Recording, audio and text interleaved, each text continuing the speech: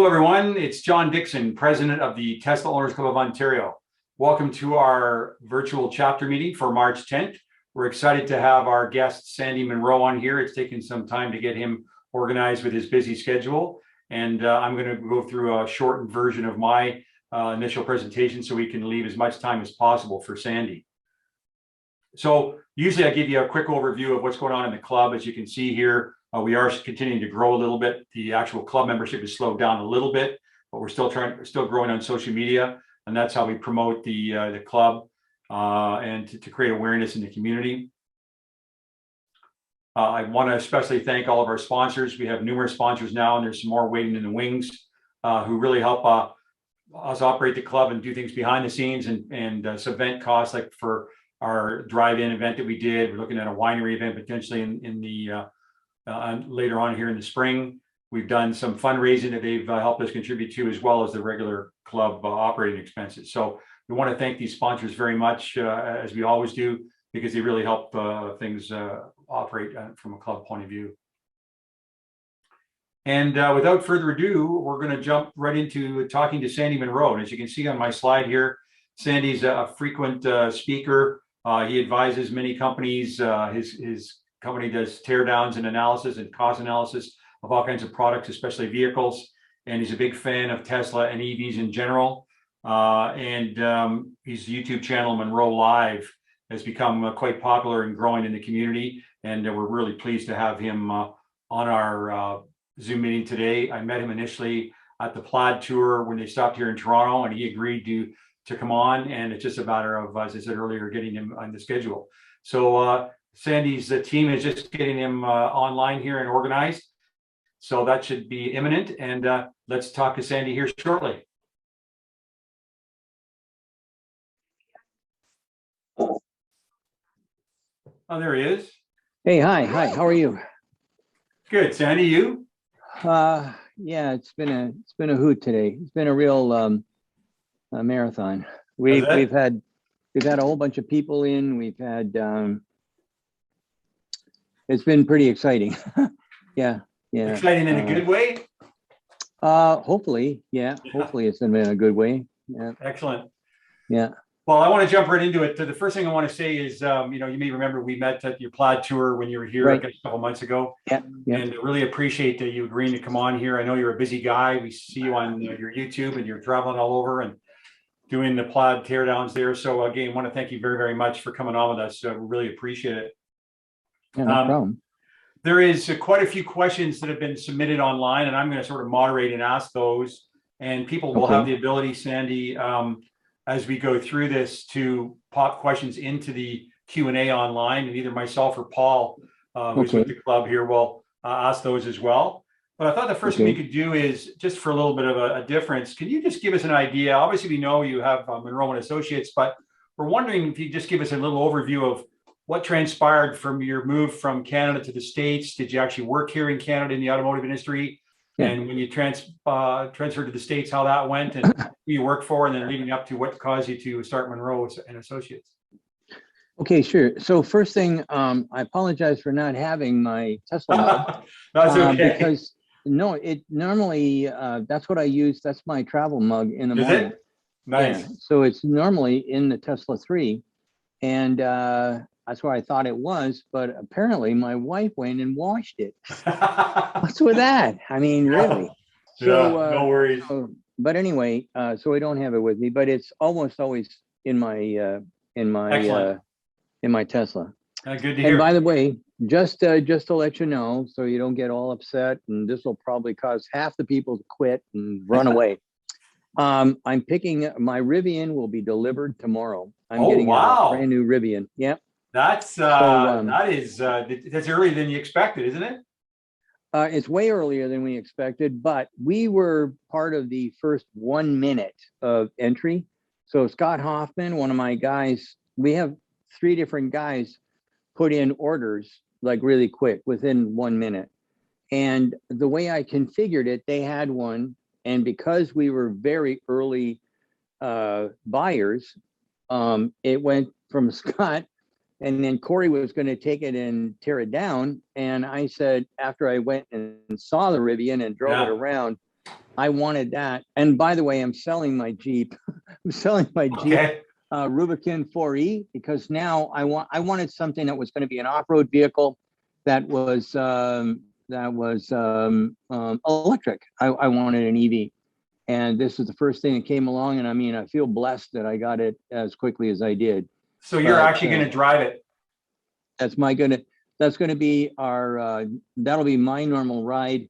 Sue says that the Model 3 is the best car she's ever had, and initially she didn't even want to drive it. So things are dramatically different at the Munro house. So well, I shouldn't admit this to the club, but I have a Rivian on order as well. And mine is it keeps on getting pushed back. I have a Model X in order too. My Model X is saying August, and I think it's sort of whatever comes in first I'll end up taking, but the Rivian's pushed to the fall here in Canada. Mine's an R1S as well, so they haven't really started delivering those. So that's good to hear. So we look forward, but we'll see some video, I'm guessing, right? Yeah. Well, awesome. That actually, I will probably do a video when it comes. It's coming tomorrow, actually. Tomorrow, what color did you get? Lunchtime. I got the launch color because if you order any other color, you're going to wait for a long time. So the launch green color, the launch green, and the launch interior is black. And the only things I ordered, I wanted the crash pan in the front because I need it, and I wanted the what do you call them, loading straps or whatever, so that I can the crossbars on the roof, you mean? Like crossbars? Well, they go from the roof to the deck of the top deck of the pickup bed. Yeah. So and that's the only things I wanted. And they said, well, this one here is ready to go. It was supposed to go to somebody else, and they declined. So I got it. It was just shit luck. It really was. Yeah. Awesome. Well, so I'm pretty happy. They're getting great reviews. Their stock's not doing very well, but the vehicle's getting rave reviews. The stock went because when I went through there, RJ said, well, what do you think? I said, well, I think the car is great, and I also think that it's underpriced. And he said, why? I said, this thing is like, you should be at $15,000 more than this. And he said, and they must have considered it, decided to do it. And you don't, that's not the way you spring it. Yeah. So a bunch of people kicked their orders out and yada, yada. Yeah. But anyway, for me, I don't care. It worked good for me. I'm getting it at the 70, I think my total price with the options that I asked for are, it's $75,000 with tax and everything all included. And here's the other thing. They have their own insurance. Oh, wow. Cut my house and car insurance in half. So guess what, boys and girls? It wasn't hard. That was not a hard decision at our house. Yeah. So not only vehicle insurance, but house insurance as well? Yeah. That's interesting. The house insurance went down and the car insurance for the two cars went down. So amazing. I don't feel I'm suffering. It's good. Exactly. Good for you. Good for you. Yeah. Well, congrats. So we'll look for that. So just to go back to my question, just wanted to give us a little history of Canada to the States and to work here in the automotive first and that kind of thing. Yeah. Yeah. So, so let's go from the time I started out. Okay. So I lived in Essex County. I was a farm boy. Our farm sucked.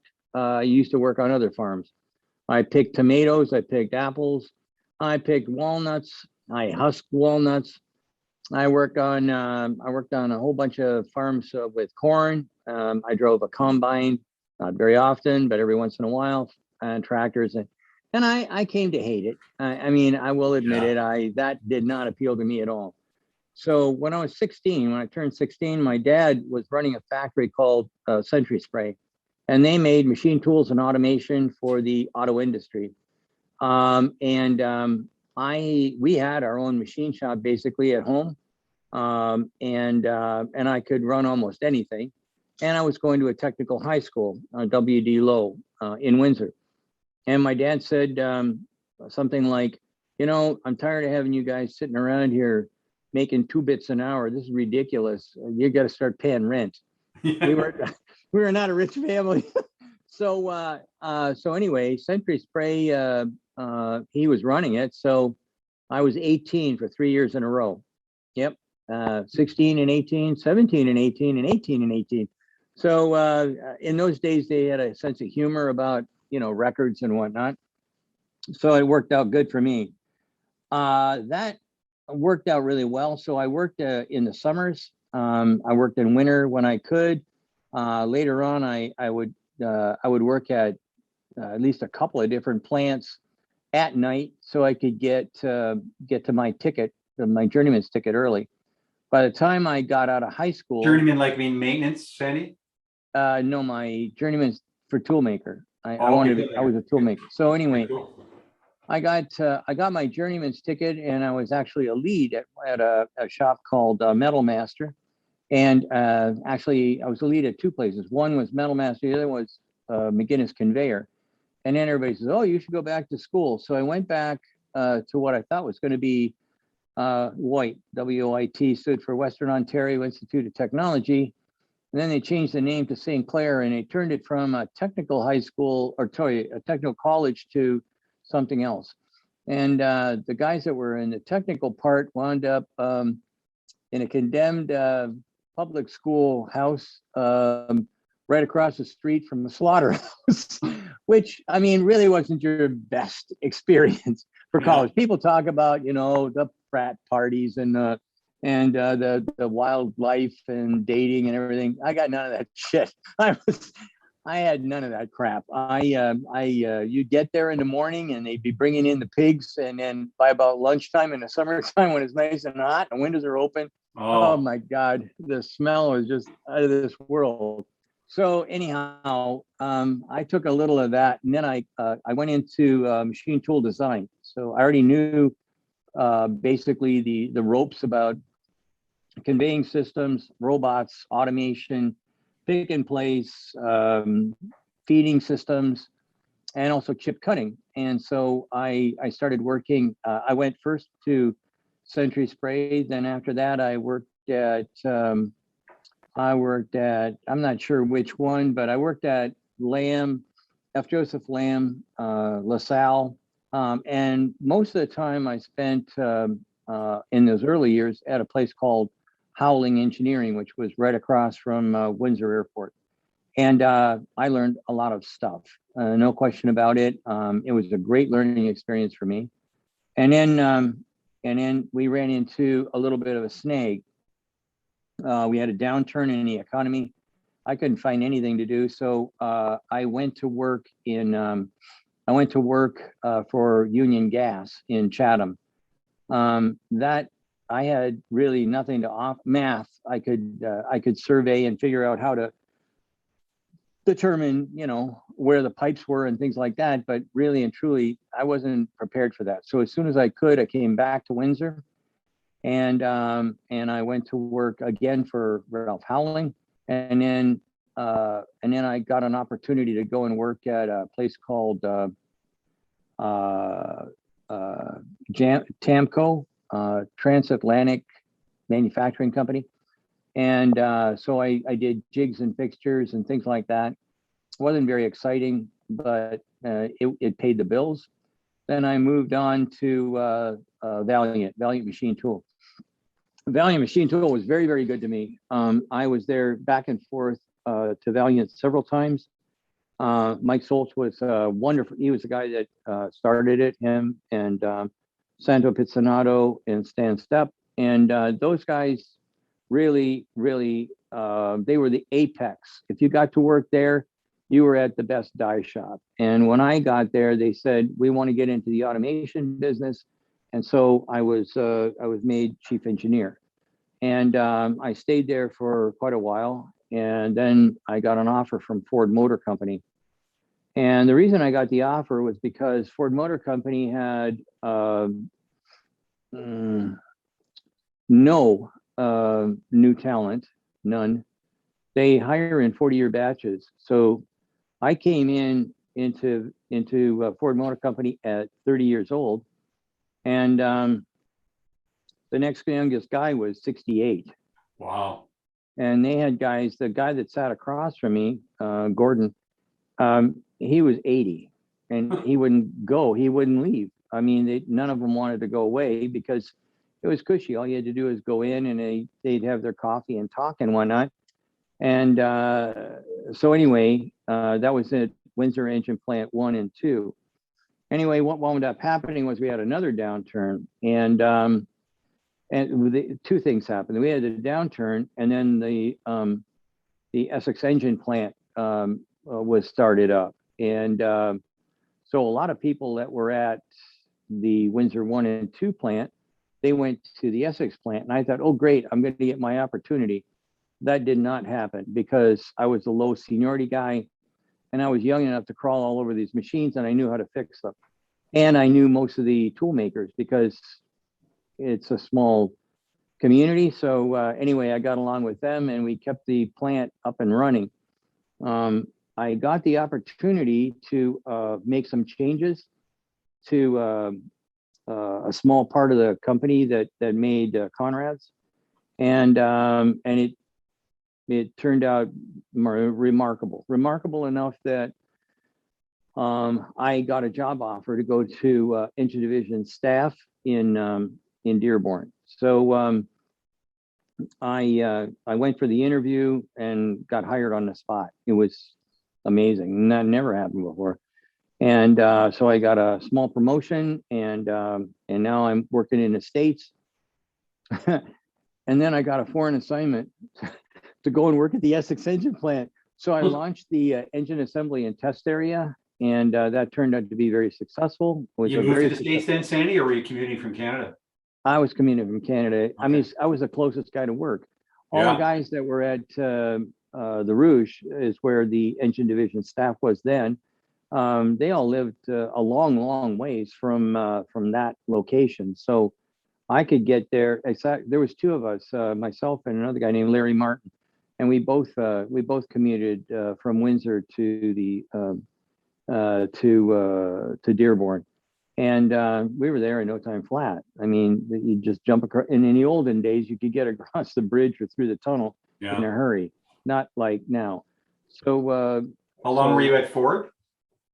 I was there 10 years to the day. I started on the 4th of July in 1978, and I left Ford in 4th of July in 1988.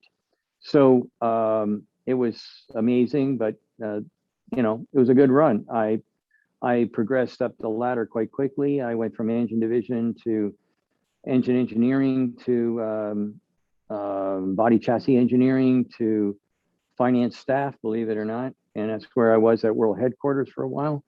And then Dr. Deming talked me into quitting. And I had two things happen at the same time. Dr. Deming said you should quit and start your own company.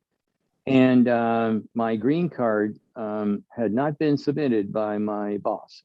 And the reason for that was because I was being promoted to first level E-role, and he wanted that position. And so the easiest way for him to get that position was to eliminate me, and it was easy. He just took my immigration stuff, my green card stuff, and threw it in the garbage.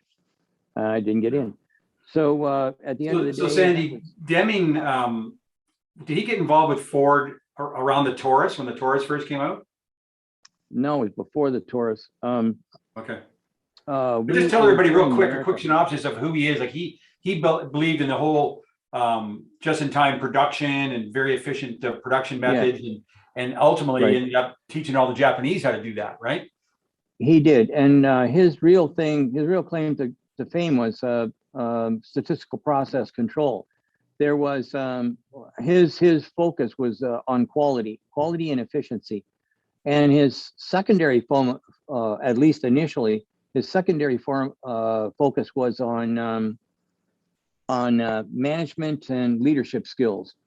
And as a matter of fact, can you grab that thing over there in the back of Deming's 14 points? I became a Deming disciple. I talked to him quite often. I had dinner with him actually about a month before he died. And thanks. And this is something that I used to hand out when I was at Ford, and I was teaching SPC, statistical process control, or trying to turn a plant around, or pretty much anything. And and everything here is as true today as it was then. So, and he basically changed everything. I thought entirely different after I met him, and listened to what he had to say. And he did turn. He was brought in by General MacArthur, and General MacArthur came up and he said, Japan is ruined. Factories are all gone and whatever. And he gave the job to Dr. Deming to bring him back to life. And he worked. This famous is Toyota and Honda and whatnot, but he worked with a variety of companies, including those people who made mundane things like dishwashers and even pots and pans, stamping pots and pans. And I mean, when I was a kid, when I was young, it was all Japan junk. I mean, Yeah. Japanese junk was, who'd want that stuff? And when the first Toyota I ever saw, it had a chain drive.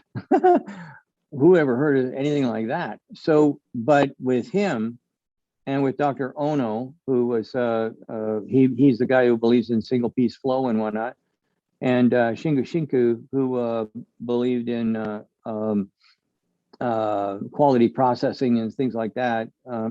Between the three of them, they really turned Japan around. And then when that was done, they came back, and the United States was in basic ruin in the 80s, and they fixed up. Dr. Deming, anyway, turned Ford around as far as quality was concerned, and when I was at Ford, actually, I was telling the story today. Actually, I was working on the Erica engine. That's the one that went into the Escort and things like that.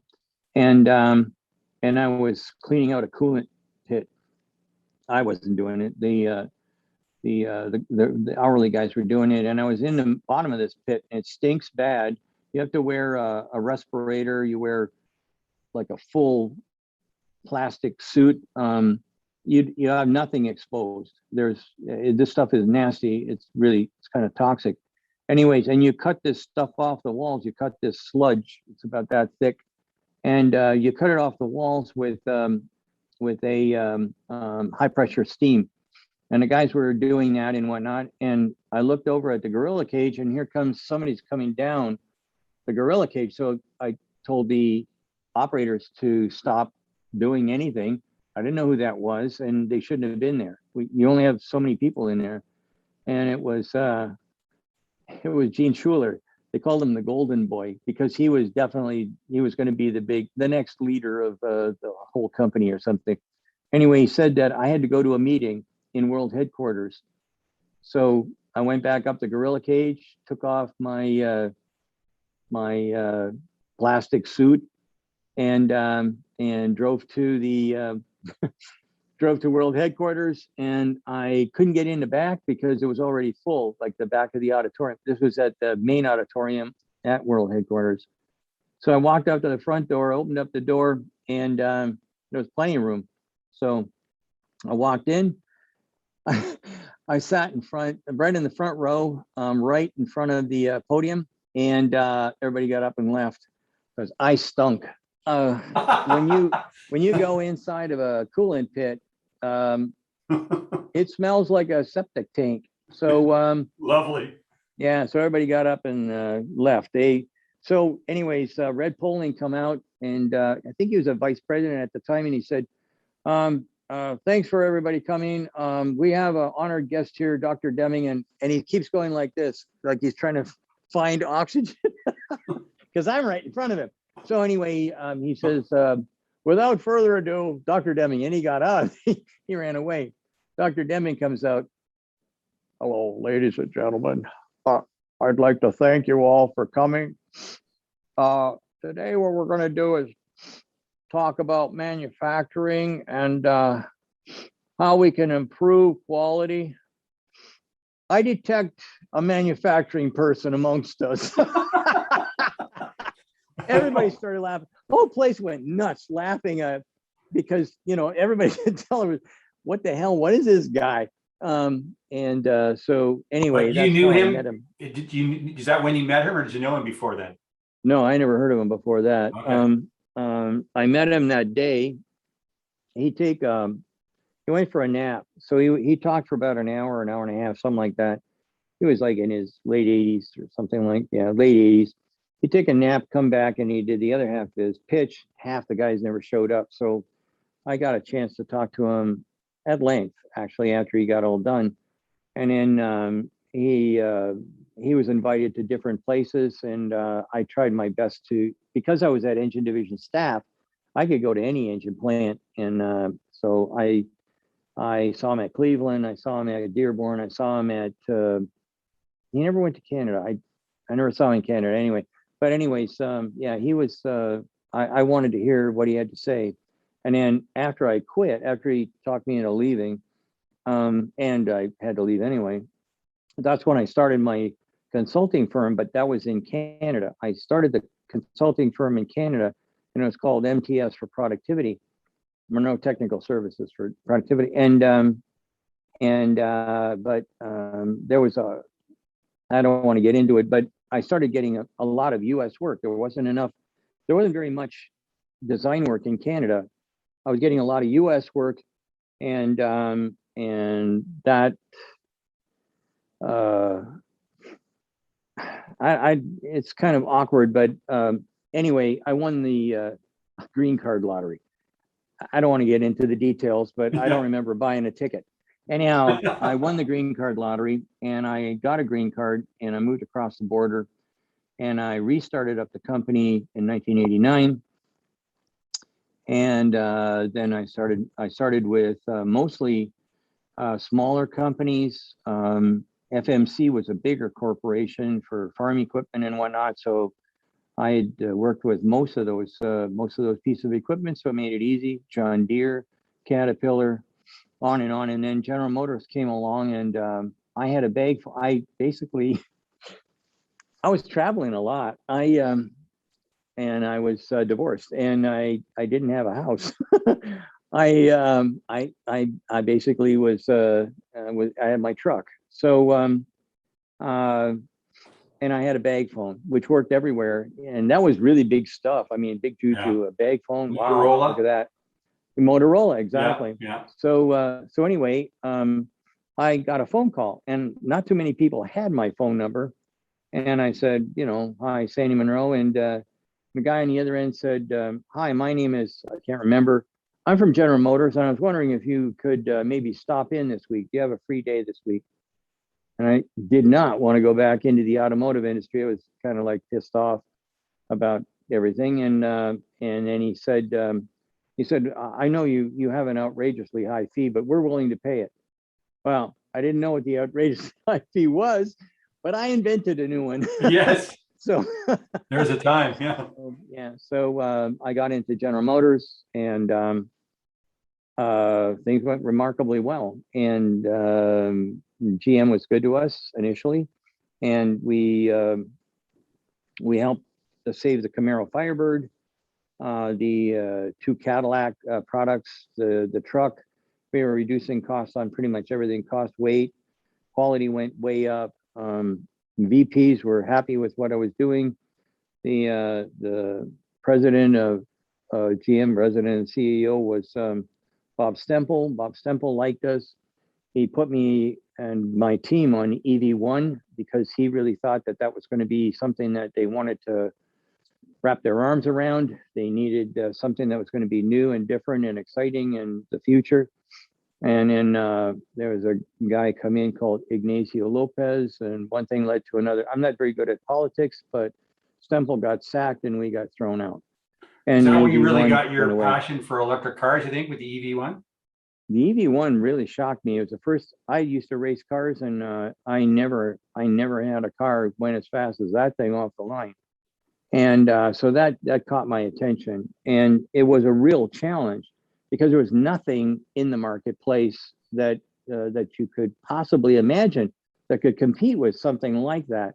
And we couldn't find bits and pieces. I mean, we had to try and find things that we needed that weren't in the automotive industry. So it was really a challenge. But anyways, after GM, we started getting in. I got a order to work with McDonnell Douglas and Boeing, Lockheed. We started doing a lot of defense work. And now we've worked on everything from Barbie to the space station. Really, that's literal. That's not a metaphor. Yeah. So in the interest of time here, let's jump forward. When did you really get interested in Tesla? And I know that a lot of people are watching. Some may know you, some may not know you as well from your YouTube channel. But Yeah. I know that, you know, when I became aware of you was when you did the first teardown of the Model 3. And I don't think you were much of a fan of the product back then. But give us an idea of how that journey went with the whole Tesla side of things. Yeah, well, that's all because of John McElroy. So McElroy said, I told him that we were going to tear down a Model 3 and we were going to sell reports. And we'd done that with the BMW i3. And it wasn't well received. And we figured we went into too much detail.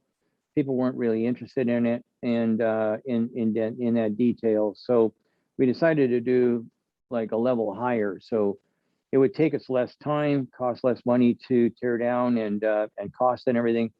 And so we put in an order and got an early Model 3.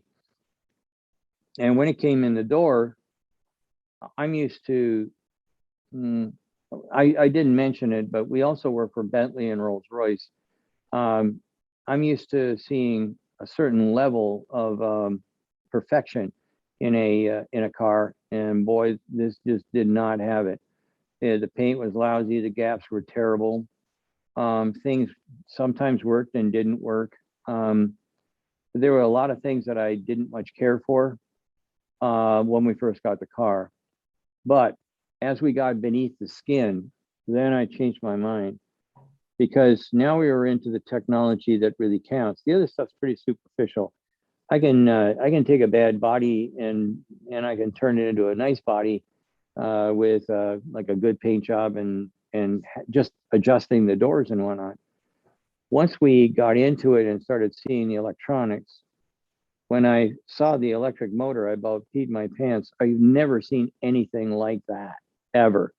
The battery pack was to die for. Everything about this thing was an engineering marvel. And so initially, yeah, I didn't like it. But then after I drove the car, because I refused to drive it. I said, big deal. This is like stupid and I got things to do. But then I was in the car with McElroy, and McElroy is a good driver, but he's not. Remind us who he is, Sandy. John McElroy. He has a program called Autoline Detroit.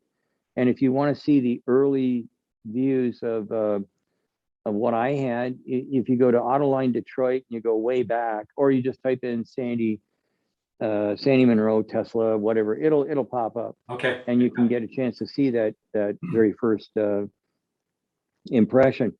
But actually, after he got done driving it, we drove back into the parking lot, and I said goodbye. And he jumped in his car and took off. And Andrew V came out to take the car and bring it in.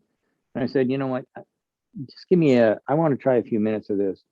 So across the street from us was a Walsh College, and they had shut down that operation and moved somewhere else. So they had a big parking lot, nobody in it. And it was a nasty day. I mean, it was sleeting and stuff like that. Anyway, I put this thing through its paces, and I could not believe the ride. I was shocked at how well this thing performed. And I stayed out long enough, and I wasn't paying attention, but I almost ran the battery down to nothing. So the good news is it's now ready for teardown because I ran the battery down to nothing. But the bad news is I didn't get a chance to really drive this as much as I wanted to.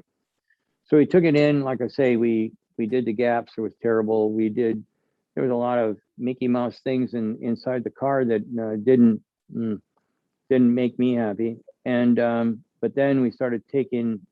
We took out the battery, and I was shocked. We dropped the front and rear suspension, which was superb. No wonder it handled like a dream. It was basically a BMW 5 Series. It had virtual ball. It had 5-bar links. It had everything you want if you're a race car driver. and it was really well executed. Everything there was in perfect, I mean, spectacular shape. Then we started looking at the electronics. The electronics were to die for. Everything about that car was superb. Then I found out that this is mostly a vertically integrated car. I found out that Elon couldn't get suppliers, and then learned to hate them because they changed their mind and whatever. Yeah. So anyway, then I was even more impressed. When we got all done, we had costed the vehicle and whatnot, and we were on the last segment that we did with McElroy.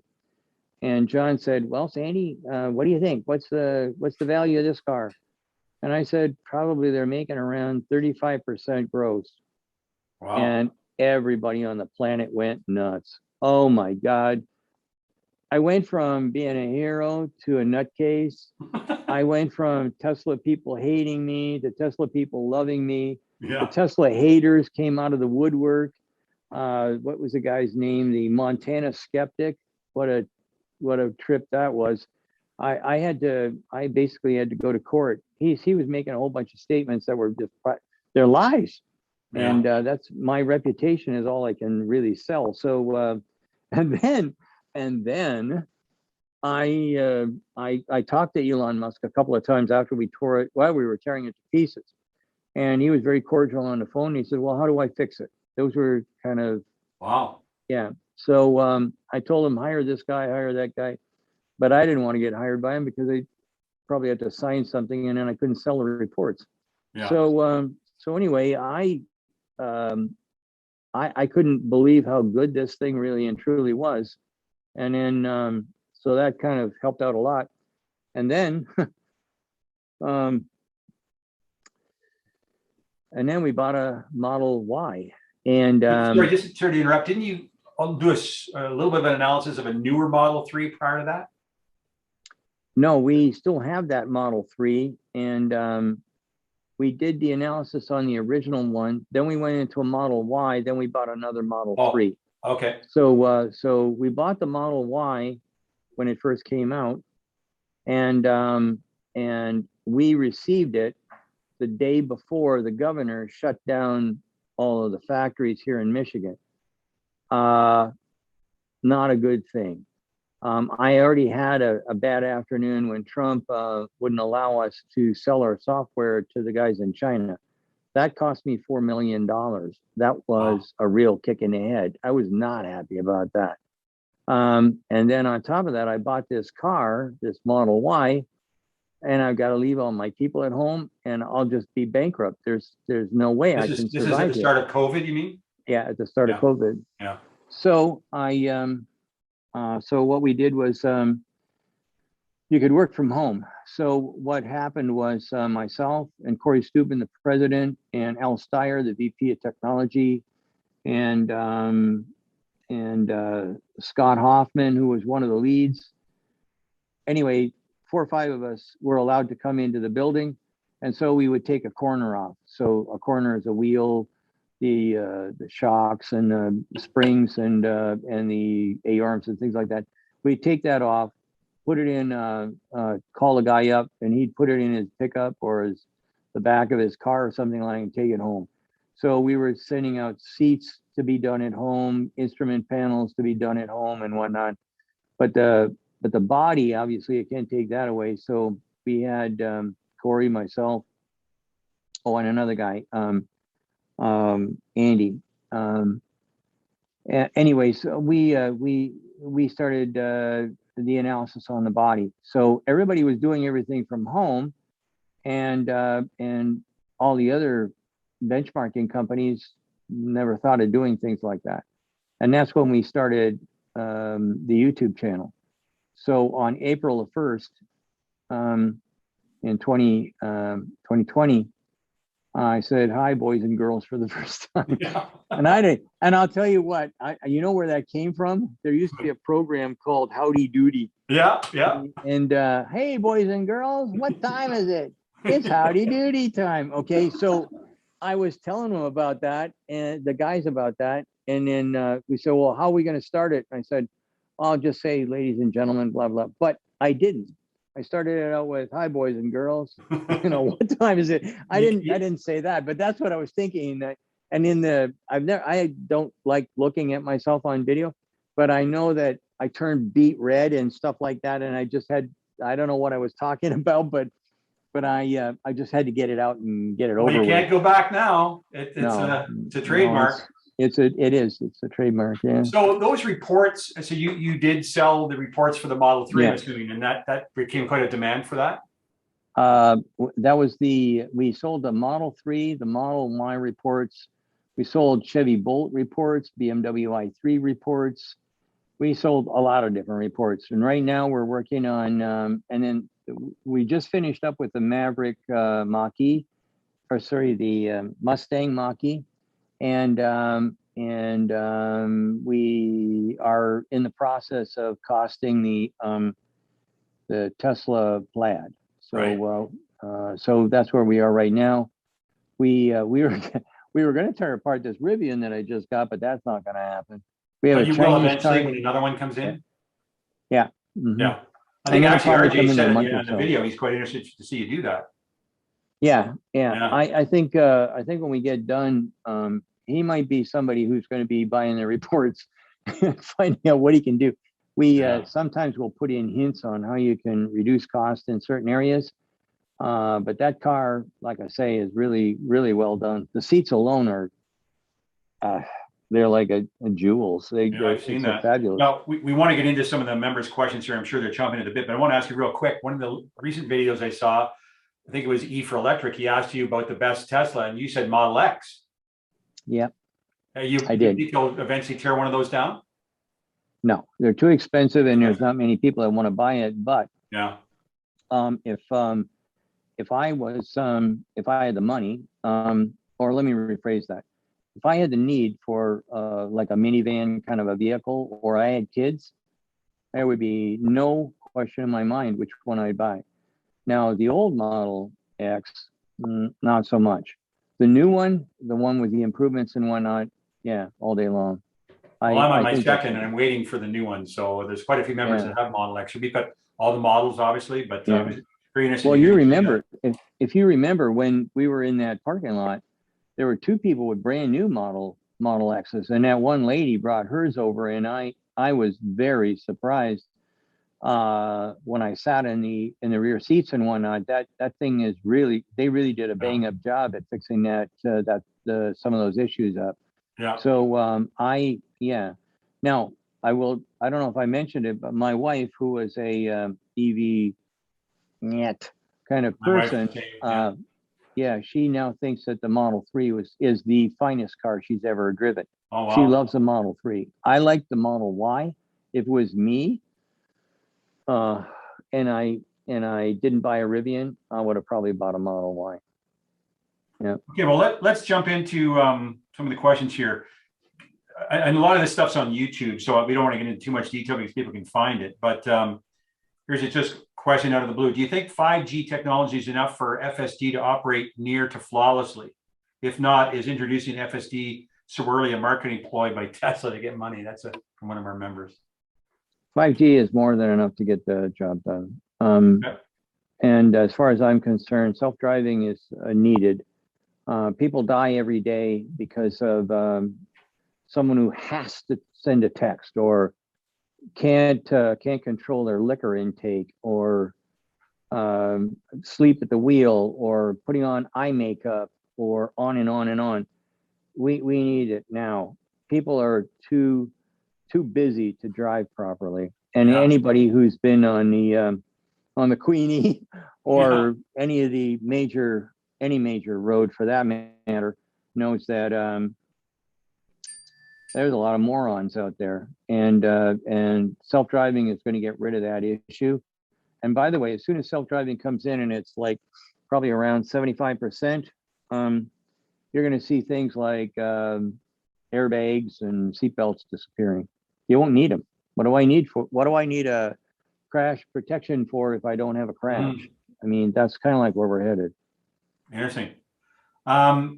So that's sort of, somebody else asked, what do you see the future of self-driving? So you basically answered that. Another person is asking, with the recent Panasonic announcement to build 4680 cell production in Japan, might not be till March 2024. Do you think these will be for Toyota or other non-Tesla EVs? Do you have any opinion there?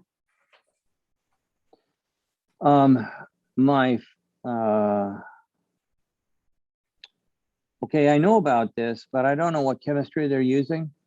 And Tesla, of course, has their own. Actually, their secret sauce was invented in Toronto at a place called Spring Power, and those guys came up with something that made the 4680 work. Otherwise, it gets too hot, and there's a lot of issues. My guess is that Toyota, well, Panasonic and Toyota have been friends for a long time. It's either going to be Toyota or Honda, or maybe both. Who knows? That would be the only thing that Toyota and Honda ever agreed on. Yeah. They hate each other. Yeah. Man, if you work at one, you can't work at the other. So here's a different perspective. This is more of a statement than a question. I think it's kind of interesting. It says, Munro is providing a different perspective on manufacturers' products than what we get from sources like JD Power, Consumers Reports, or any of the traditional automotive press. To further highlight which manufacturer is doing the best job at different aspects of a car build, can Munro start publishing a yearly best of list? Best manufactured body in white, best manufactured motors, best manufactured body panels, best manufactured HVAC, that kind of thing. Yeah, well, we could. I would have to get quite a bit bigger, and that would cost a lot of money. Yeah. I can do that right now with the stuff that we've got, and we do have kind of a list. So Tesla comes in 1, 2, 3 right now because we have that data, and then the Mach-E comes in, and then the Polestar comes in, and then there's a tremendous number of Chinese vehicles that nobody has heard of yet, but you will soon. That they come in. Geely is probably the big one. Geely, BYD, Beijing Automotive, NIO. These are cars that are unheard of right now, but they will be dominating the market. What's the one that you have there? Which one? Don't you have the one that I have there? That's the Imperium. Okay. That car is really nice. I mean that sincerely. It's a spectacularly beautiful car. I think you can buy it, but for some reason or other they didn't make it so that it'll switch from metric to Imperial. So driving it, unless you're familiar with both, and I am, so I drive it. Unless you're familiar with both, you lose track of how fast you're really going. So you can keep up with traffic, and basically you don't know how fast you're doing. So I think that if they, or when they fix that up, that'll be good. That's a software thing, and there's a guy named Christian that's supposed to come and see me, and he's going to make those changes, or he's got an EEPROM burning. I don't know what he's going to do, but he said he's going to be able to help that out. The other thing that I didn't care for was how it handles in the snow. That car really needs serious work on traction control. What about VinFast? Have you heard of them? They're from Vietnam. Yep, can't talk about those. Next. That's interesting. Okay. Yeah. Someone's asking here about the Ioniq 5. And I know that you guys drove it and put it up on the hoist, but do you think you'll get to a point of doing a teardown and something like that? No, we're gonna. What's the car we're getting from Hyundai or Kia or whatever? EV6. Yeah, we're getting that for a tryout. If I can, I'd like to tear that one down. They got the Ioniq pretty well, right? Not. I wouldn't put money on that. These guys move a lot faster at Hyundai and Kia. People forget the Koreans. The Koreans think that the Japanese are lazy Orientals. That was a term that I got when I went to work with Hyundai. He said, "Don't expect us to be lazy like our our Japanese Oriental friends here, we work hard, and they do. It's very long days when you go to work for Hyundai. Very hard, very Well, hard. as an aside, I mean, I'm obviously a committed Tesla guy, but I just got my wife Ioniq 5. She Yeah, doesn't like all the screens and everything, and it's a pretty nice car. I got to tell you, very, very nice car. yeah, and that's kind of like one of the reasons that I brought the Mustang up, because the Mustang, it blows the water out of the VW completely. I hadn't driven an Ioniq. I did drive no, I didn't. I never got to, Corey did that one. So the 6 is coming. We're gonna have a look at that. If that thing drives well, then we'll probably rip that to shreds too. We'll put the Chinese car on the hold and do the Ioniq 6. Well, Gary's asking, he said initially it said it looked like the underbody showed a mess of slapped together structure and system. What are your thoughts on what you saw on the hoist? On the Ioniq? Yeah. I think what he was looking at wasn't so much, those are pass by shields. We never really got into taking too deep a look at what was going on underneath there. So he probably was looking at shields. Okay. It's hard to, until you start ripping things to pieces, it's hard to really point at something and say that looks like hell. Right. And when you're putting those shields on that's for aero and for noise abatement, and they look strange depending on where you want to have air dams and things like that to make it so that the car doesn't make any noise. Any opinion on Mary Barra and how GM handled the whole Bolt thing, and maybe even how they've snubbed Tesla in many ways because of the non-union thing? Okay, I've been asked not to. I get kind of emotional on this, and there's a thing called stolen valor amongst people who had anything to do with the military, and that's the best way to get your teeth knocked down your throat, by taking credit for somebody else's valor. Mary Barra, let's do this in a different way. I can't remember the exact number, but it was they had hundreds of bolts that they sold in the last quarter of last year, and Tesla sold 250,000 or something. Yeah. Ridiculous. Yeah. Here's the deal. That's a hobby number. Few hundred is a hobby number. That's you can make kit cars at that rate. This is just wrong. I mean, I think that the president took a significant amount of heat for that. I think that Mary Barra wished that the president hadn't said what he said. And then you get to the real problem for me, and that's the lady that's in at Nishta, yeah, saying that everybody has to use the product that she's getting paid LiDAR. for, yeah, stocks and stuff like that. And to me, LiDAR is not the answer. It's not cameras either. I'm a big fan of FLIR, forward-looking infrared, and the reason for that is because I work on missiles and bombs, and they have to look through fog and clouds and rain and snow, and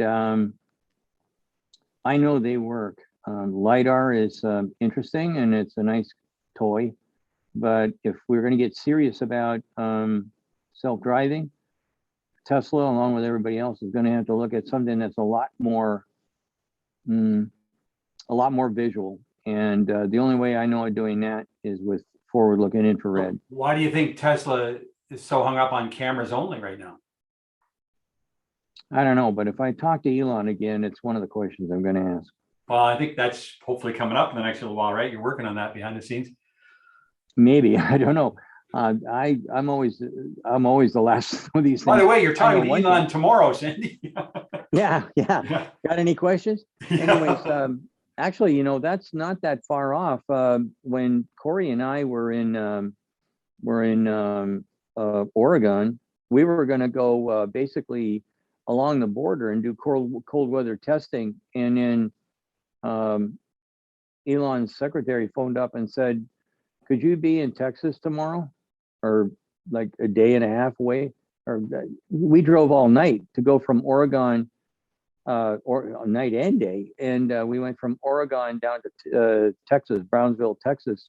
That's as far south as you can go and still stay in continental U.S. Mhm. Yeah, that was basically in a hurry, for sure. Yeah. Well, But I am going down to Texas to watch the opening, the Mega Factory opening, Gigafactory, yeah. the Gigafactory opening, and um, who knows? Maybe I'll bump. Actually, that's one of the other groups, the Colorado Tesla owners. They invited us down there, and so we got tickets for free. Even it's hard to get tickets, and they had some, so they invited us to come down and have fun or whatever. So I got to give some kind of a speech, but hey, I don't care. Texas is warm. Yeah. It's cold up here. Yeah. Well, you talked about cold weather testing. So what's your opinion? I'm sure you're aware of, there's a lot of controversy up here in our climate about the Model Y issues. Um, you know, the heat pump and the octavalve, and I get copied on things every day with people that are ticked off and no heat in their car, and Tesla said it's a software fix which sort of fix it, and then people are getting hardware replaced. And do you have any Yeah. opinion about what they're going through with on this? I think they've got what Tesla does is they move at the speed of thought. So they popped out a system that we looked at on the Model Y, and it looked brilliant, but you could see that there were kludges. There were things that didn't quite look right. Then we saw one that was about 3 months later in production, and a lot of those problems had gone away. And then we looked at one that was about a year and a half later, like just recently, and it looked remarkably different. The same, but the refinements made it look different. And then on the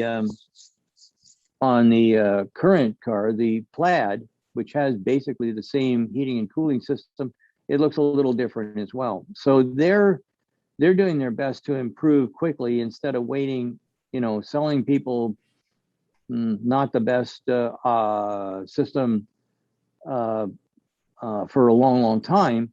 They're correcting the systems on the fly, sending them out, and then if people have a problem, then they'll bring them in and bring them, and they'll upgrade them. So it's a whole different system than what you find with the normal OEMs. They don't do it that way. They wait until a cycle. So if they have something that's crap, it just stays there. They don't change it until the cycle is up, then they change it on the next vehicle. Tesla makes changes continuously, and then if you have a problem, they give you the new, whatever the new design is, the new parts in the new design.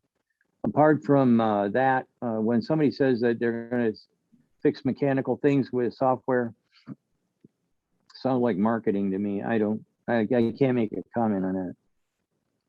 Okay.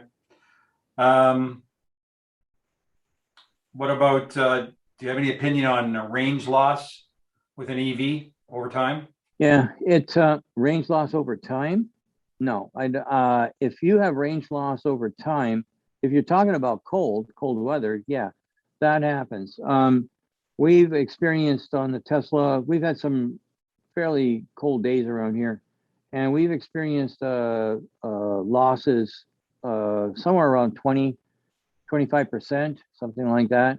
Other people report losses that are bigger, but if you warm your car up like you're supposed to, if you push the buttons and let the car battery heat up and let the motor, do its job. The motor is the heater. I don't know if you're aware of that, but Yeah. the motor stalls and that's how they heat the water up or the fluids up. And if you do that, you'll see about 20-25% losses simply because it's cold. But then again, when you drive your truck, if you drive an ice vehicle, you get losses as well. We just don't think of them or talk about them as much because they're kind of hidden, or we've just gotten used to it. But you get losses when it gets hot because your air conditioning system is sucking up energy. And in the wintertime, okay, yeah, the heater is fine, but it actually, you're still going to have losses. Not as many in the winter, but you're definitely going to have the losses in the summer. Your gas mileage is going to go down. Well, I think that's good information, but I think also this particular person is wondering, and you may not have that enough sort of time with Tesla to see this, but that people are concerned about the longevity of their battery over time. Right. After, so 20K a year, and after 3, 4, 5, 6 years, capacity is left. Yeah, it's bricked. So here's the thing. We have guys that have been doing long-term testing. Now, they don't do what you're not supposed to do. They don't charge right to the max and drain it down to the bottom. What they do is they run it up to about 80%, and you can do that on your Tesla. You just go to the screen where under settings, setting for charge, put it at around 80%, 85%. And then when you see it's gone down to around 20%, plug in. And in 20 or 30 minutes or a half an hour or whatever, you're going to be back to where you need to be. And that's what the batteries like the best. They like that. They like that kind of cycle. Now, if you go on a long trip and you need to cycle it all the way up, no problem. But if you do that continuously, it's not good for the battery pack. As far as bricking a battery pack now, that is next to impossible. I don't buy it for a second. We've got guys that have got 500,000 miles. One guy's claiming he's got 1 million miles on one of these cars that for shuttling people back and forth from California to Nevada, and he's having no problems like that. His degradation, he thinks, might be about 5%, and that's on a Model S, and it's obviously it's an old Model S. So the stuff about braking sounds to me like an old wives' tale. We have not experienced it. I haven't found a single person that can give me one of their batteries that's bricked or even useless. Well, that's not 100% true. A BMW i3, yes. Leaf, yes. But even a Bolt, I haven't seen one Bolt that's been bricked. And certainly no Teslas, zero. Except for the early, what do you call them? Roadsters. Yeah. And now, by the way, do you know who Pete Gruber is? Yeah. Okay, so Pete Gruber he's taking bricked Teslas, bricked exactly. and he's selling them for 120,000. Yeah. I got one for $56 or something. I didn't want it. Yeah, I don't know what to do with this thing. I should have bought it. I like the way it looked, but there's quite a few companies that now have sprung up both in the States and Canada that are working on Tesla after out of warranty and aftermarket, that kind of thing. And they're going to need to do more and more because Tesla can't keep up with their own service, What about any opinion, or have you come across in your car the phantom braking issue? Yes, and I hate it. Yeah, that really scares the piss out of you, and I don't like it. I don't know why it does that. I don't know what causes to trigger that, but I do not care for that. But by the by, Tesla does it. I had it happen in a Mustang as well. I can't remember the other, but I've driven almost every electric vehicle that has automatic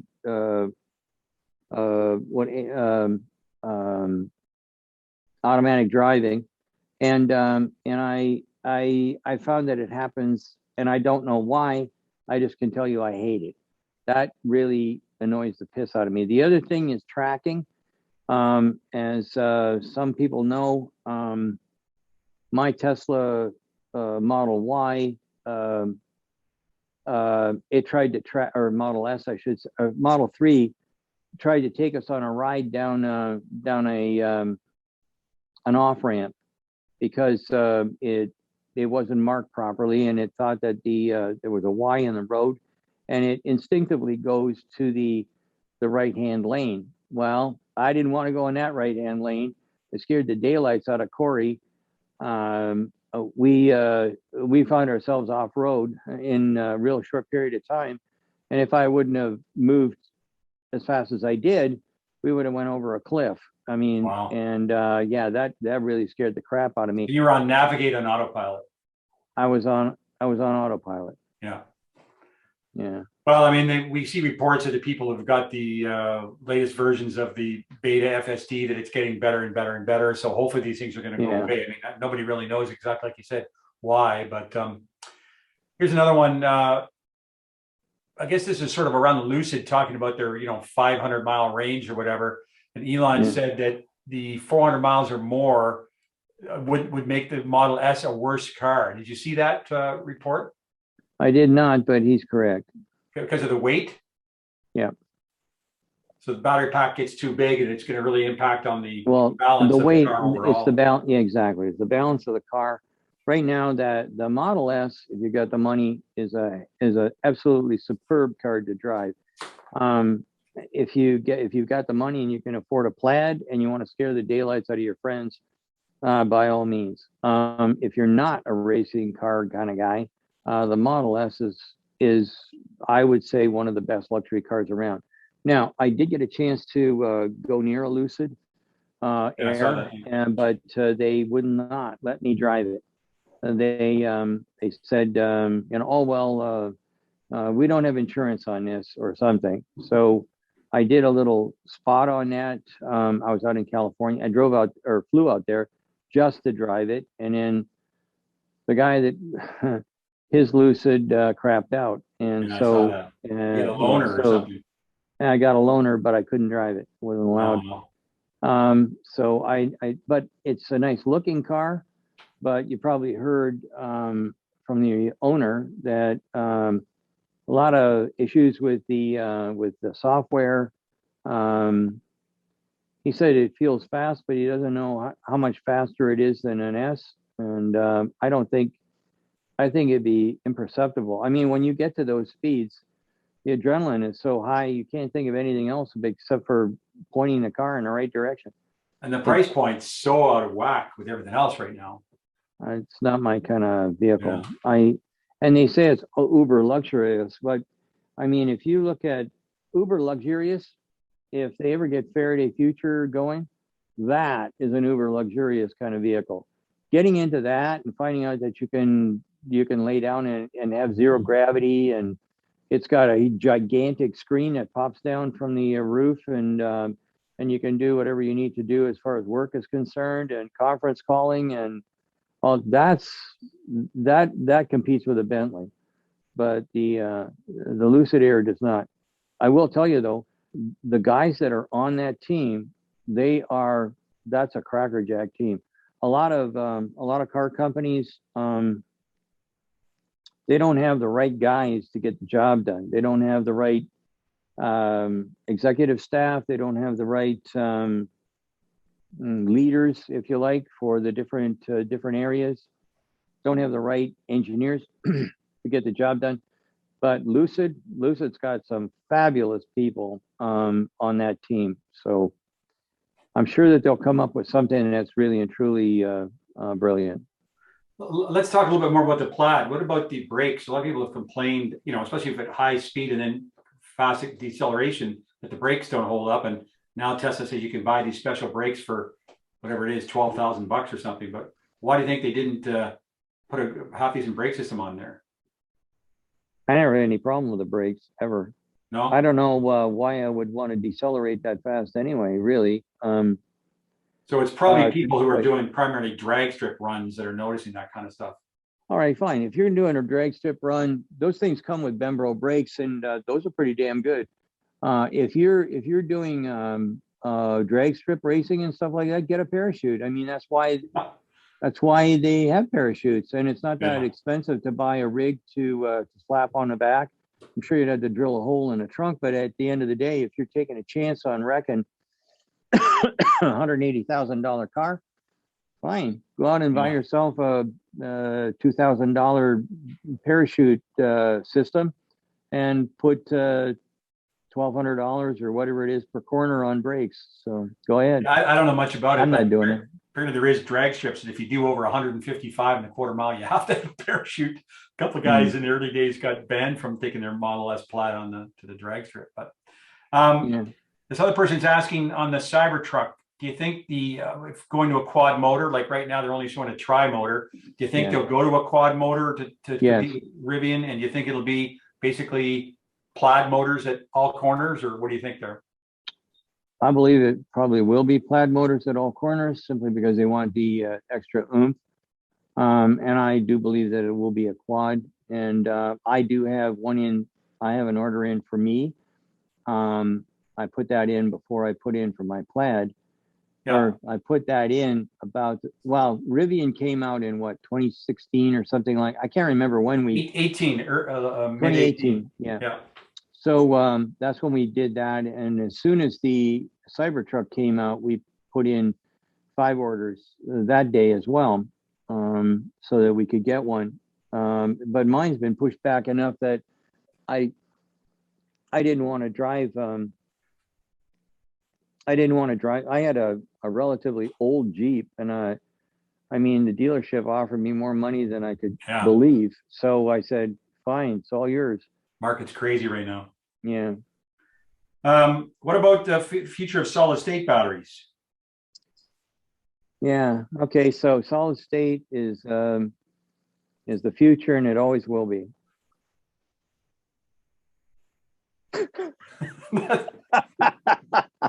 I don't know. I've seen solid power. I've seen QuantumScape.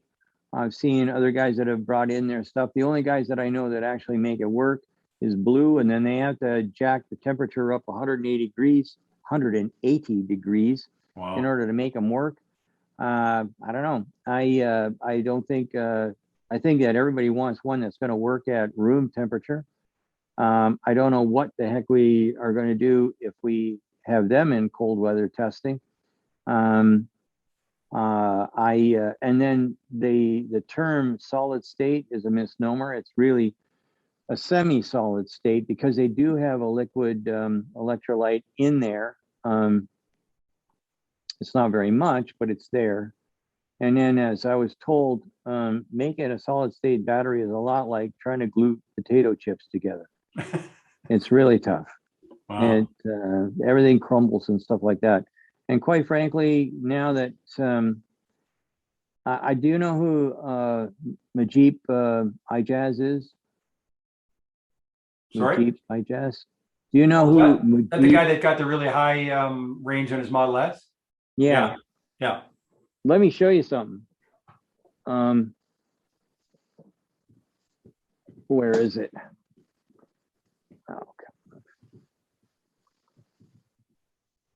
okay. Where's Majip's? Where did Majip's thing go? You had him on your YouTube channel, I think, didn't you? Yeah, I did, but he's on the cover of the SAE magazine this month. Oh wow. Yeah. There's a guy that's got something that everybody should know about. I was totally blown away. Is he selling that technology, Sandy? Hopefully to my customers. Actually, One Energy is our Next Energy is here right now. They're out on the floor. We have a bunch of different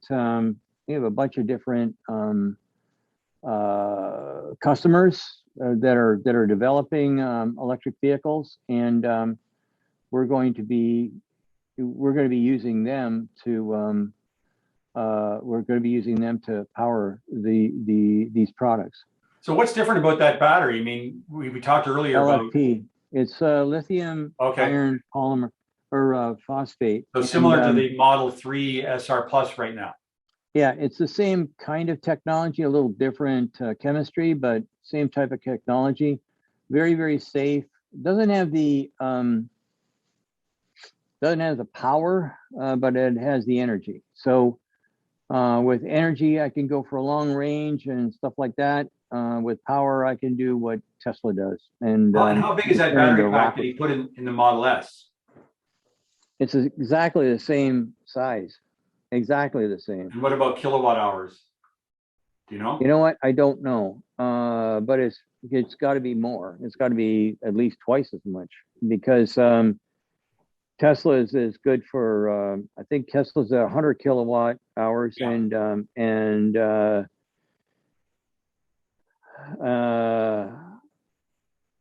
it has to be. I mean, the Tesla goes about 400 miles and a whole 400 miles with 100 kilowatts, and my Jeep did about 800 miles Yeah. in. So it's got to be about 200 kilowatt hours. That's amazing. So let's go real back quick to the Model S Plaid, and I've watched most of your videos on it. But give us a quick synopsis. What were you most impressed about? I know you talked about the seats, but what else were you most impressed about the Plaid? It's probably, apart from it being the fastest car I've ever been in my life, it also feels safe. I drive a car the way I was taught was at 3 and 9, and what do you Yoke. call it? Yoke steering wheel to me is perfect. It fits me. Everything about that car was in the right place. There was a couple of things I did not like about the software, and the complaints have been heard by others, and they think they're going to go back to what we had on the Model Y, which gave you a lot of information in a different way, but in a hurry. So I think that that's probably going to make a bit of a difference. But the yoke, the speed, the handling is to die for. I mean, it's just fabulous. I mean, when you curve around, or I mean, you don't. It's like I don't know, like nothing. There's no gravitational pull and stuff like that. There's no sliding. There's no nothing. It's riding on rails. It's amazing how good that is. You see that they're going to go back to a traditional horn on the main part of the steering wheel, though? Yeah, well, whatever. That didn't bother you, Yeah. having to worry about finding a button for the horn or the turn signals or anything? I think I've used a horn 3 times in my life, Okay. so I didn't care. Okay. It didn't bother me.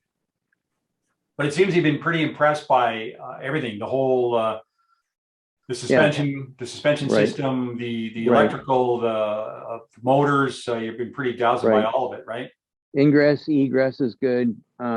Storage is fabulous. It just, it's got, if you're looking for a car that, I mean, I didn't care for the back seat, but Yeah, I saw apart that. from that, oh, and then they changed they made a running change on the seat belts, because I couldn't get the seat belt when you had the center console down. I couldn't get to the seat belt in the back seat.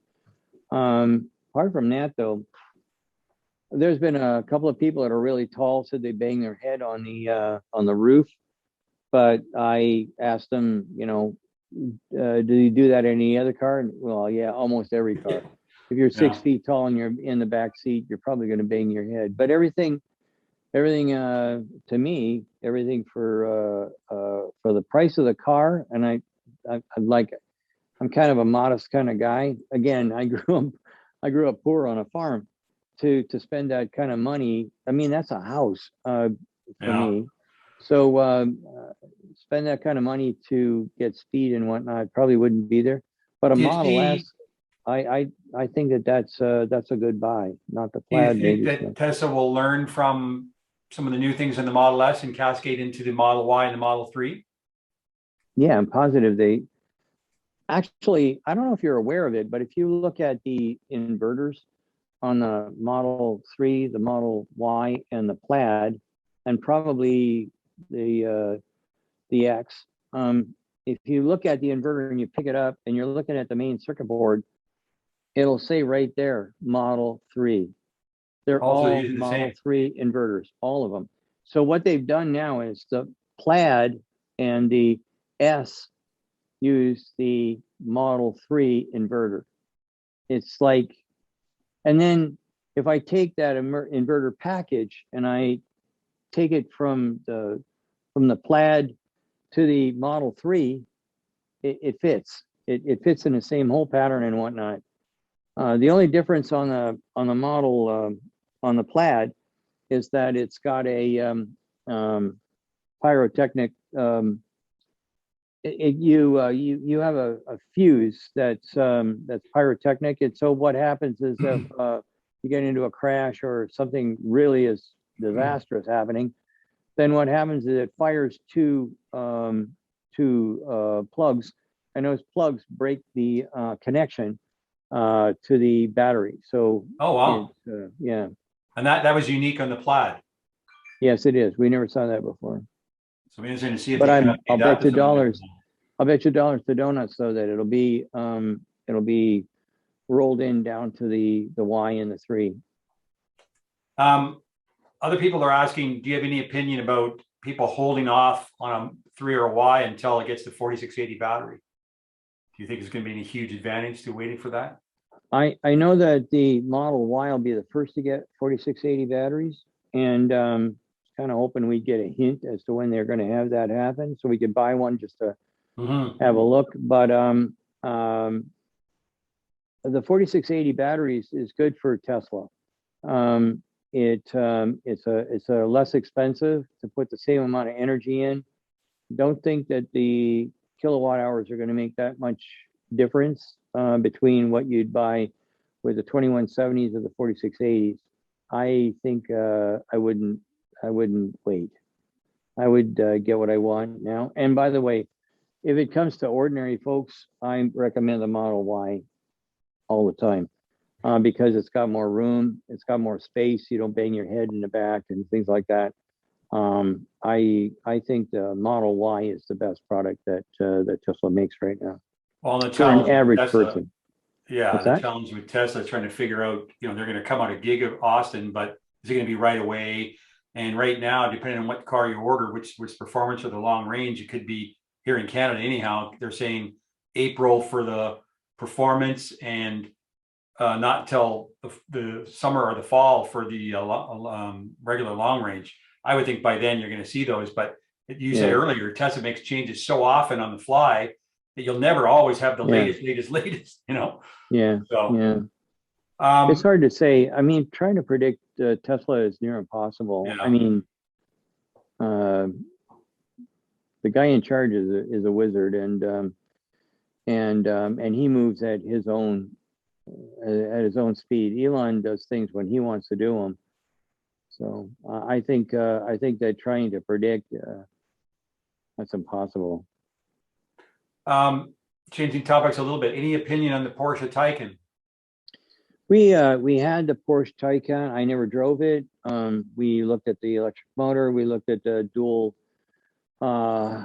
speed transmission, on and on and on. But we did not buy one. And the reason for that was because we talked to our customers and nobody wanted to buy the reports. Okay.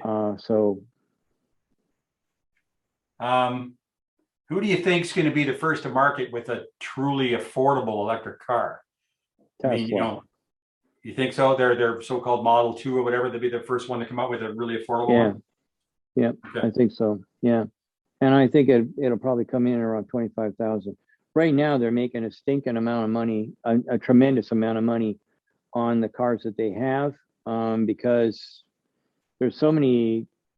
First off, because of vertical integration, they don't have to pay 5 or 6 different profit margins. So you're talking about vertical integration is making the parts themselves. Yes, right. Right. Okay. And the second thing is that they have so much volume. So like I said, the inverters are all exactly the same. That's an expensive part, and I don't care whether it's the one off the 3 or one off the Y or one off the S, or probably the X, and I just pick it up and drop it in and done. I can put that on an assembly line, crank it out all day long, and that's where you make money, is volume. So nobody's got volume. So right now, I don't have the numbers just yet, but we will. But I'm telling you right now, they're making more money than everybody else, every other car company, and that's a fact. Okay. What about the CCS charging? A lot of people are saying that Chatham was on its way out, and you look in your newer cars, you can go into configuration. It'll tell you whether the car is set up for CCS. So it sounds like we're getting ready to migrate to CCS here in the States, but do you have an opinion on that overall? Charging, we've kind of, that's so much in limbo that it's hard to say. 800 volts is probably what we're ultimately going to go with, and that's not going to be something you're going to have at your house. I don't know. Charging is one of those things. That's a separate entity. I haven't really paid much attention to. Okay. I'm just trying to go sift through a lot of these questions are very similar, Sandy, but what else we got here? Who do you think, and we sort of touch on this, other than Tesla, what EV manufacturer do you think is going to be the most successful in North America in the next few years? Probably BYD. Oh, really? Yeah. I think if we were talking about the domestics or the people who are here right now, simply because Ford has got the Mach-E and the Lightning coming, I'd say that they're probably going to be successful. I think that GM can't make up its mind. I don't know where they're going to be, but it's not going to be a huge car company like it was.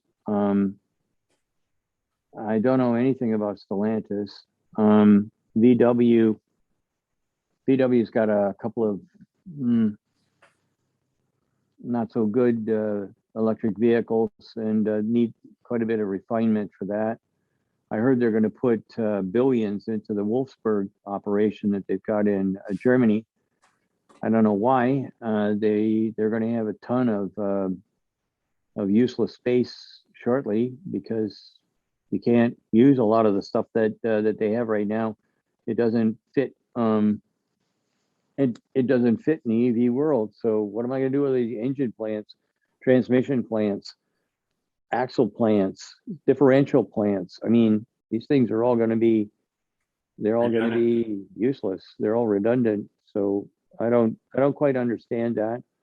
I know that Dietz had a plan. That guy's brilliant. He's just surrounded by jerks. That's Dietz is the president and CEO, but he'll probably get fired because the union in Germany hates his guts. He wants to move to EVs much faster than they do. They don't see why it is that we can't go back to diesels. And then you've got the Gesh family. They own a lot of the stock as well. And I know that they aren't happy with the way things are going. I don't know what's going to happen with VW.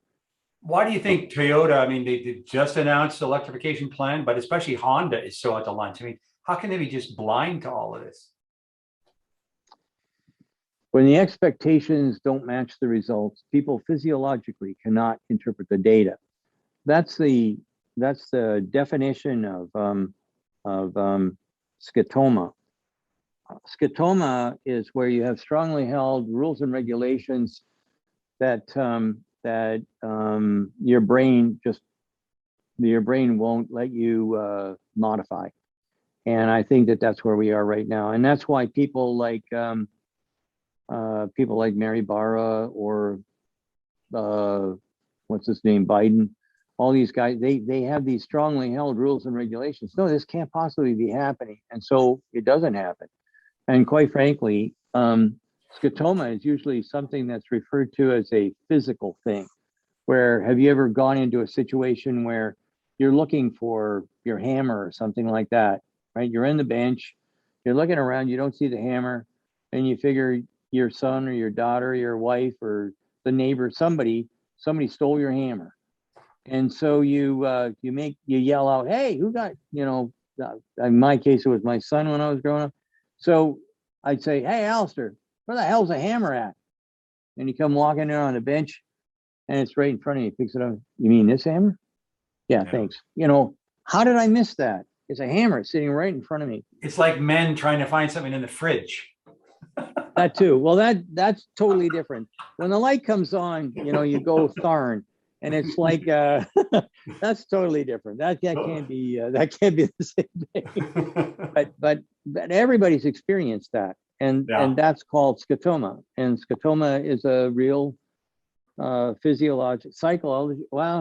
psychology and physiology at the same time.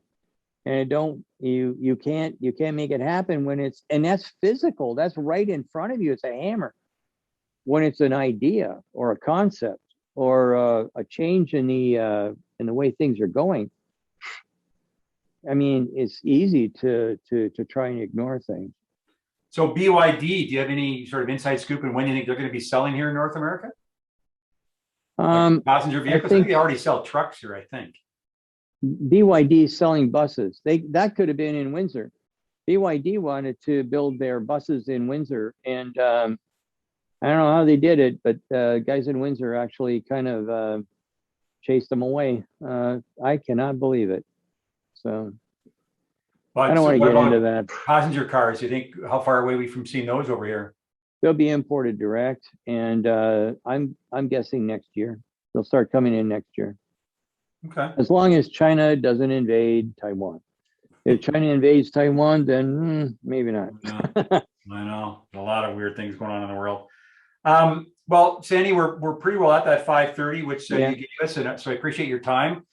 No I want to thank Kim, and I'm assuming she was the lady that was walking back and forth in the background. She helped us. Yep. So she's sitting right here. Thank you, Kim. Thank you, Kim, for your help in getting this scheduled for us. And maybe a kind of a weird question, but Sandy, you've got 80 some odd Tesla owners online still with us, which this time of day is pretty good. And we're gonna also gonna put this on our YouTube channel. Do you have any questions for us, or as a club, or as Tesla owners that you might want to pose? I usually have to come up with answers. I don't usually get a chance to ask questions. Yeah. I guess the thing that I'd like to ask is, and it isn't really a question, it's kind of like a request.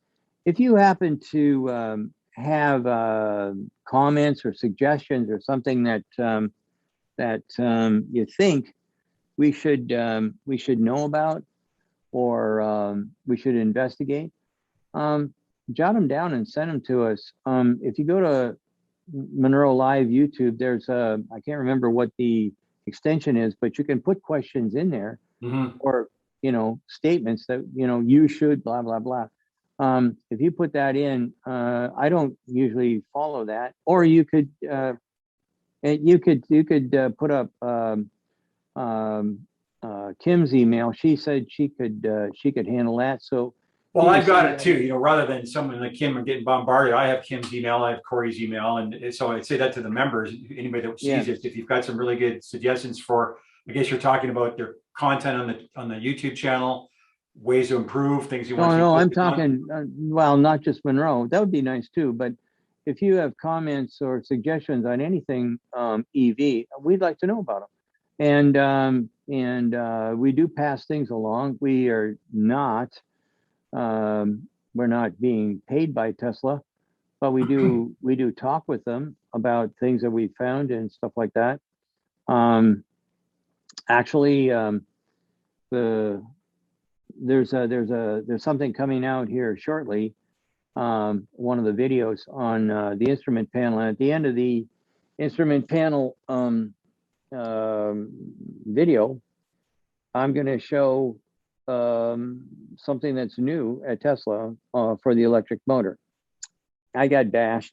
People didn't like the fact that I said winding carbon fiber wrap around the engine of the electric motor. That can't be for real. They're probably going to put something else. And I explained that it was like like a knitted or a woven material that'll go on and whatnot. So I got a whole bunch of junior engineers telling me that that isn't necessary, and I don't know what I'm talking about. Yeah, well, somebody at Tesla sent me a little picture. So if you go right to the end of the one that's coming out, that's going to be Sue Smith and Carl. They're going to be talking about that. If you wait right to the end, I'll pick up a little picture and say, yeah, yeah, yeah, yeah, yeah. So, but Okay, great. I do want to hear if people have some suggestions on, hey, the electric car should do this, or my Tesla doesn't do that, or why don't we get something like this? Yeah, we'd like to know about it, and we'll if it's a good idea, and it doesn't matter whose car company it is. It could be for anybody's car company. Uh, I don't know about Chevy, but Ford takes our suggestions. Geely, Tesla, almost everybody. So just send them along. We'll be happy to. Awesome. Be careful what you ask for with our fanatical crew here. Okay. Yeah. Lastly, most of your YouTube channel has been focused on Tesla. Do you think we'll see, you did the Mustang and the Pulsar, but are we going to see other EVs in the next little while that you're going to be doing teardowns and analysis of? Yeah, we're gonna try and do some Chinese vehicles now, because really and truly they're the guys that are going to make a huge difference in the marketplace here shortly, and people should know what it's like. So we'll probably do the Imperium, the one that's sitting outside Skywell, and we're probably going to get our hands on 2 or 3 Chery vehicles. Chery is another car company that I think is going to be very popular here in the United States and Canada. And you danced around the VinFast thing a little bit there. Did I? Imagine that. There you go. Yeah, they're actually opening. I don't know if you remember sort of the geography here, but there's a big shopping mall called Square One. Yeah, they're opening a showroom right in the shopping mall, like a, Wow. Yeah. So who'd have guessed? Yeah. So let me ask. I can't talk about. No, I know. If Kim's still listening, so you actually want to share Kim's email address, or would you rather have people? She's the one who suggested it.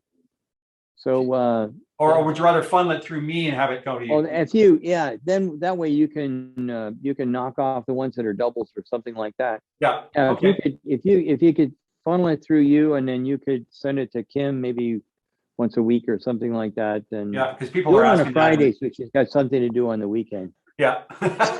Well, people are asking that because they're in the chat here, and I will say, when you talked about Deming, who's a genius before his time. We've had some of our members already threw up the Wikipedia stuff online here, so people can learn more about Deming. So I encourage people to do some research on these kind of things, because there's some really, really interesting history in all this. Yeah. So one last thing, people are wondering, what are your thoughts? I keep on saying this, but on Tesla, like any electric vehicle powering your home, or like the Hyundai has the V2L. There's a whole bunch of them. Yeah, this is going to be something. Okay, so my Rivian, I can power my house with it, or at least power some appliances. The big one is going to be what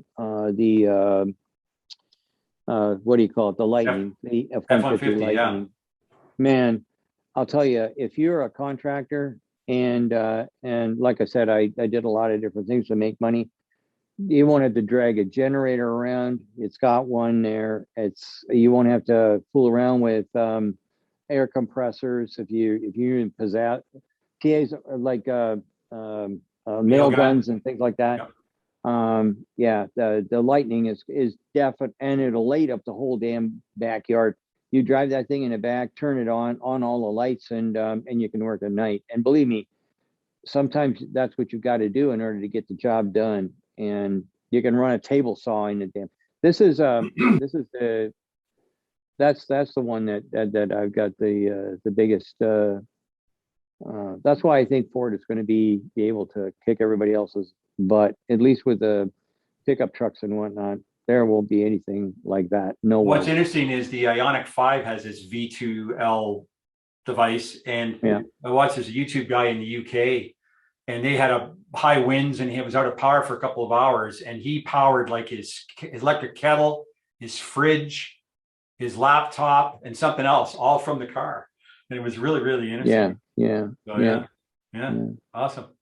Okay, well, right. again, I encourage anybody to take up Sandy on his offer to email suggestions about EVs in general, and maybe the YouTube channel, anything like that.